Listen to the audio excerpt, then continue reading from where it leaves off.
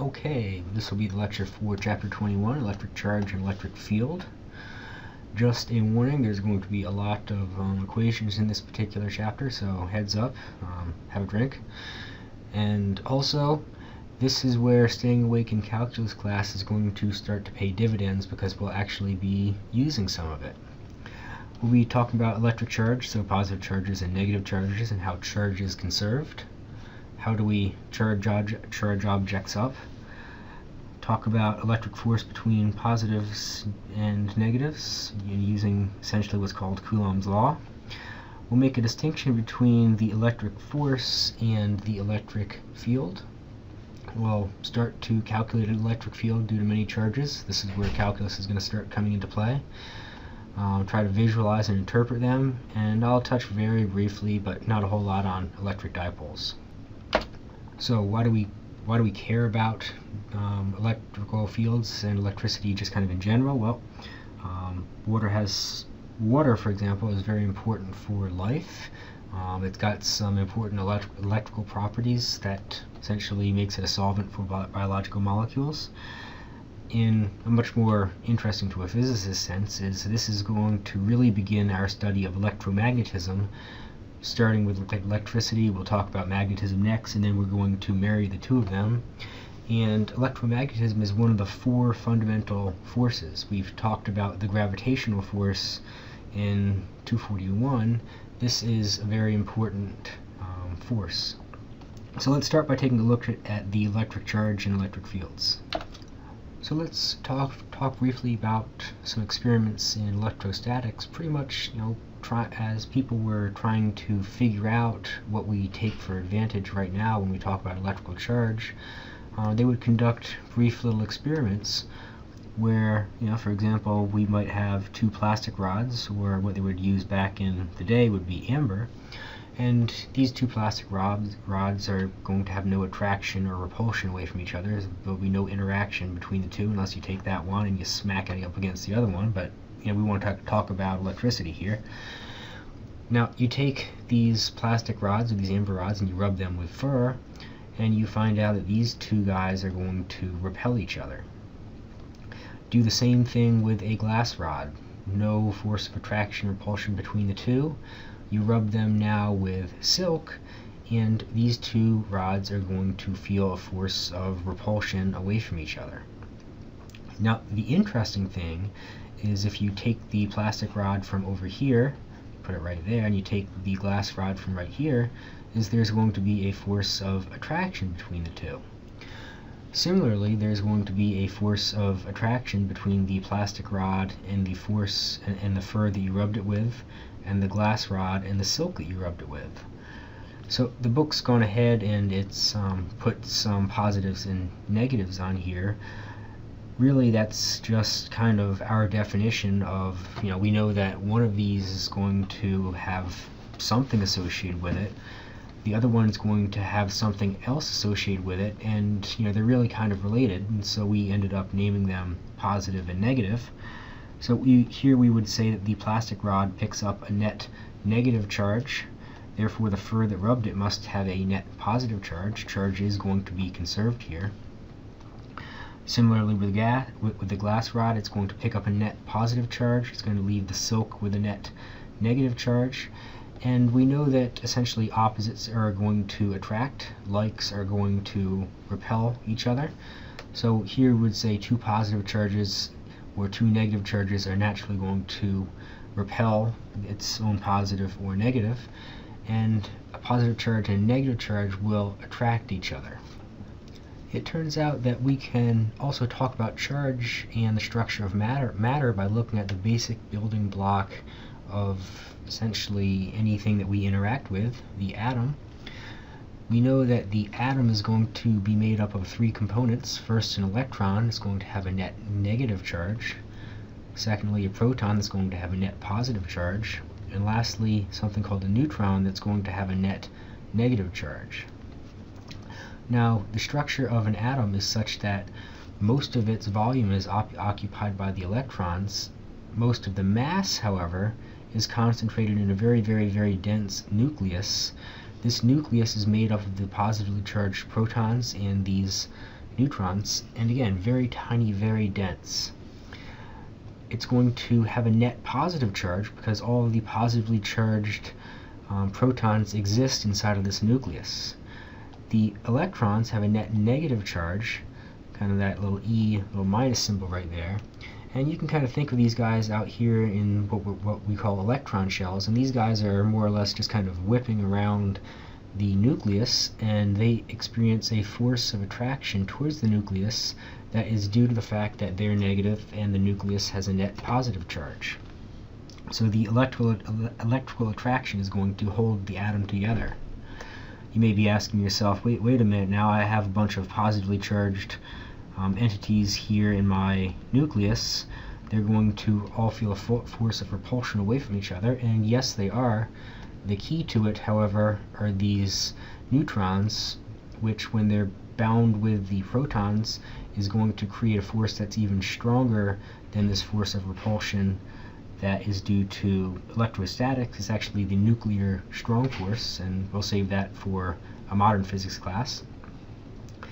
If we look at the relative masses of these guys, we can see that the proton and the neutron are going to have roughly the same mass.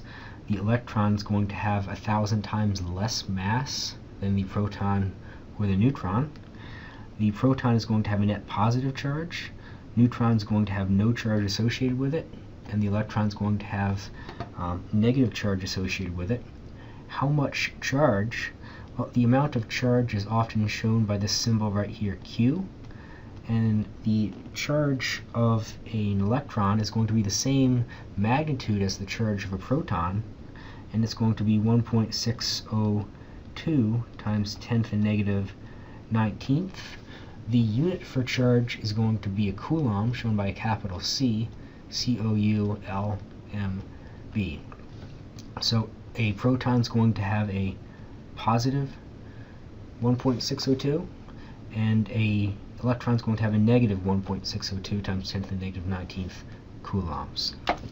Now, because the magnitude of the charge is going to be the same for protons and electrons, in general, most atoms are going to have zero net charge. They're going to be neutral.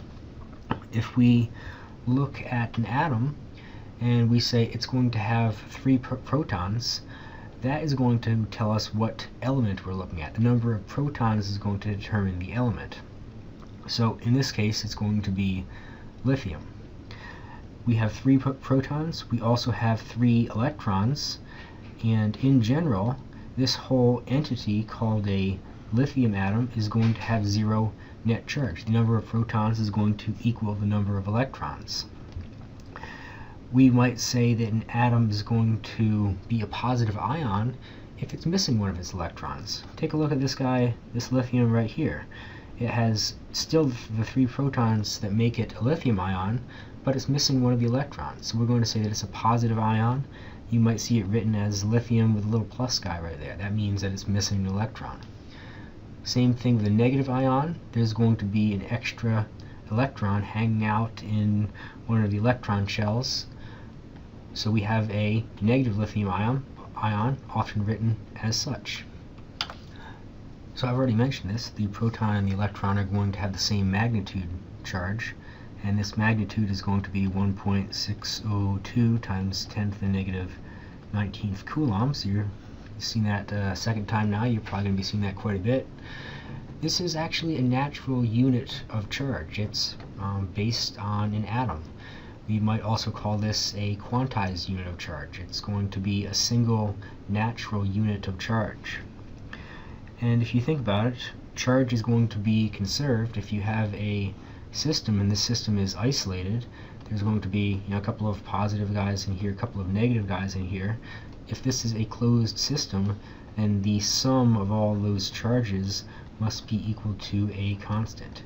We cannot create or destroy electrical charge. So let's move away from atoms for a second and talk about more of a bulk material. If we have a object and it is going to let charge flow very easily through it, so here we have some unit of charge and it flows very easily, we're going to call that a conductor. In general, metals are good conductors. They have a lot of free electrons that can essentially pass this charge from one end to the other. And insulator is not going to move this charge from one end of the other to the other very easily, if at all. Most nonmetals are good insulators. One kind of intermediate step that we're actually not going to talk about a whole lot in this class, but it's worth mentioning, is going to be a semiconductor.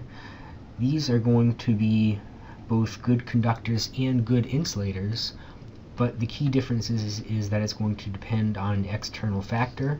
External factor could be pressure, could be temperature, could be electric field. What makes them so useful for electronics is we can switch between it being a good conductor and a good insulator, and semiconductors are very, very important to our ability to build computers, phones, and so on and so forth. So let's use what we know about conductors and non-conductors now to talk about how we can induce a charge on something, charging by induction. Suppose I have a metal ball. I know that metal is a good conductor. Electrons are going to flow very freely in this. And here we have an insulating stand, so a very good insulator. Charge is not going to flow through this insulator. Suppose now I bring a negatively charged rod near this metal ball, but not touching it. What's going to happen is the positive charges are going to all collect on that side of the ball. You can kind of see them right there. They're attracted to the negative charges on my rod, and on the opposite side of the ball, all these negative charges are going to feel a force of repulsion away from the negatively charged rod. So there's going to be some separation between the positive and negative charges, and metal allows this to happen very easily. Now what we can do is we can provide these little negatively charged electrons an escape path. We can connect a wire to the ground, still leaving the negatively charged rod nearby. And now we take away the wire, and all the negative charge has gone into the ground. We can now take away the wire, and we can also remove the negatively charged rod, and at the end of the day we're left with a net positive charge on the rod, and all the excess electrons have been dumped off into the ground. We have not created or destroyed the charge, we've simply rearranged them. A very useful property is this process called charging by induction. Now, we can also kind of induce charges on uncharged objects, or what we might also say polarize, P-O-L-A-R-I. We can polarize insulators. If you look at a plastic comb and say this plastic comb has a charge on it, it can pick up little tiny pieces of plastic, even though they are very good insulators. They don't give up their electrons very easily. What's kind of going on here is, suppose we got this comb and it's got some net negative charge here. Like I said, insulators are not going to give up their charge very easily, but think of what's happening on an atomic level. We're going to have the positively charged nucleus with the electron shell kind of around it.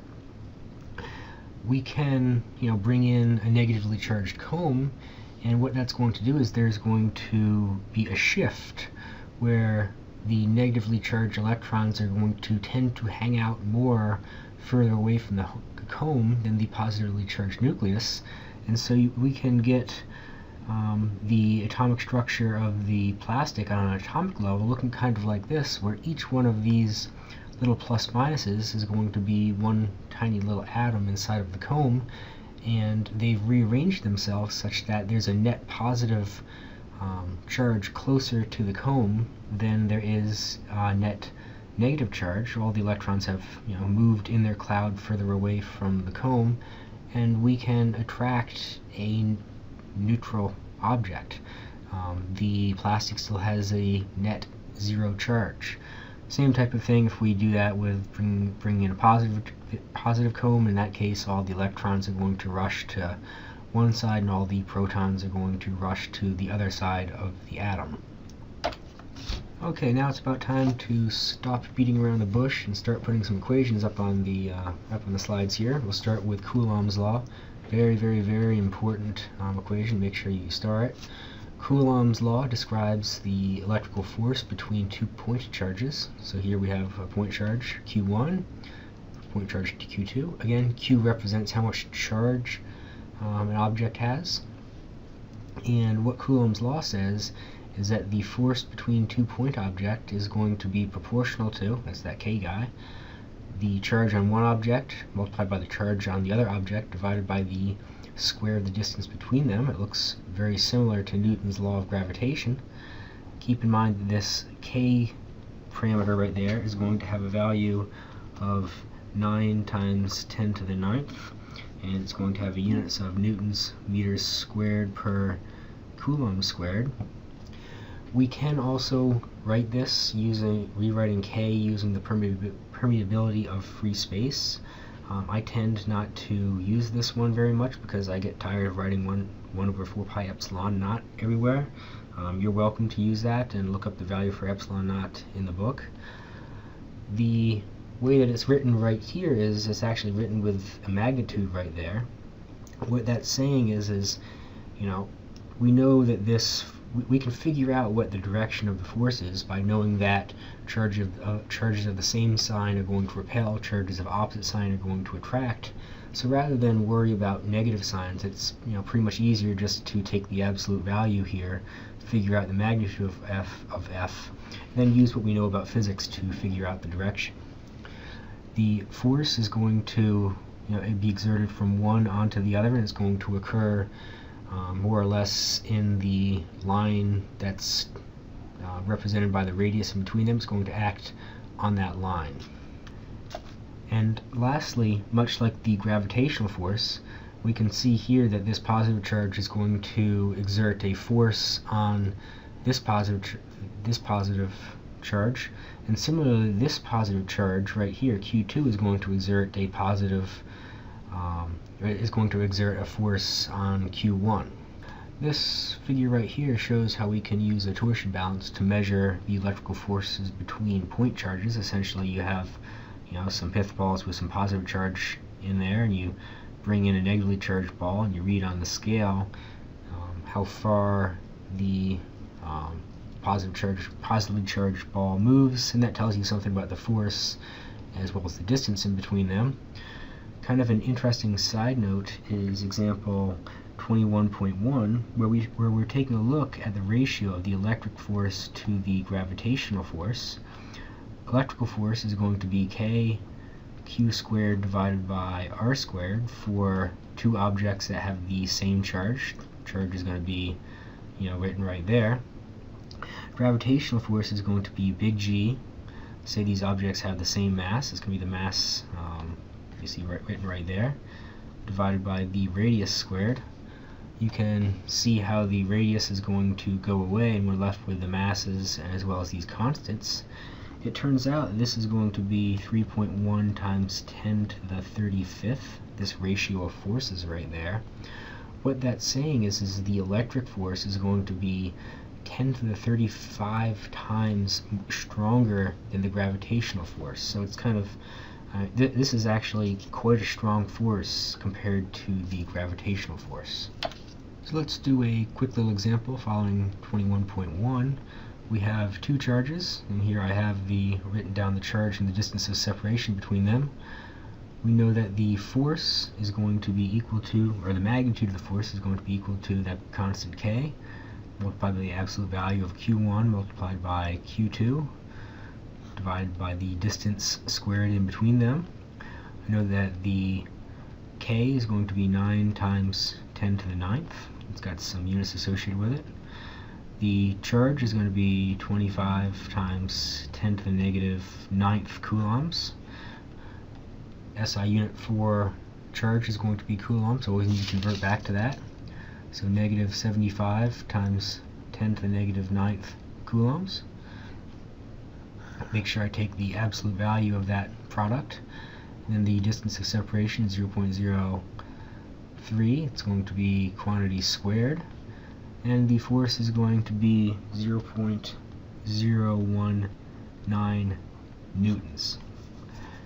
Example 21.3 is going to be fairly similar. We're looking at the force of this guy right here. It's going to feel a force of repulsion away from the positive charge 1. It's also going to feel a force of attraction from the negative charge. So here we have force 1, and we're going to have a force of attraction due to force 2.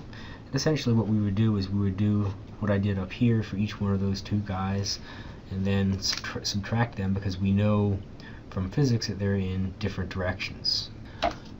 Don't forget, of course, that force is going to be a vector, and so I can have a setup kind of like this, where I have charge 1 up here, charge 2 down there, and I bring in my positive charge and say, what is the force on that guy? Well, this guy right here is going to exert a force on that. It's going to be at some angle. We'll call that force 2 on Q. We know that this charge right here is going to exert a force on the positive charge. These are all positive charges, so it's going to be a force of repulsion. We can calculate the magnitude using Coulombs Law, and then of course what we always do is we want to break this guy into components. So force 2 in the y direction, force 1 in the y direction. All of the angles are the same, all of the distances are the same, all of the charges are the same, so kind of conceptually the y direction is going to cancel itself out. And we do the same for the x direction, and there's going to be a net force in the positive x direction, so there's going to be a net acceleration of this positive charge in the positive x direction.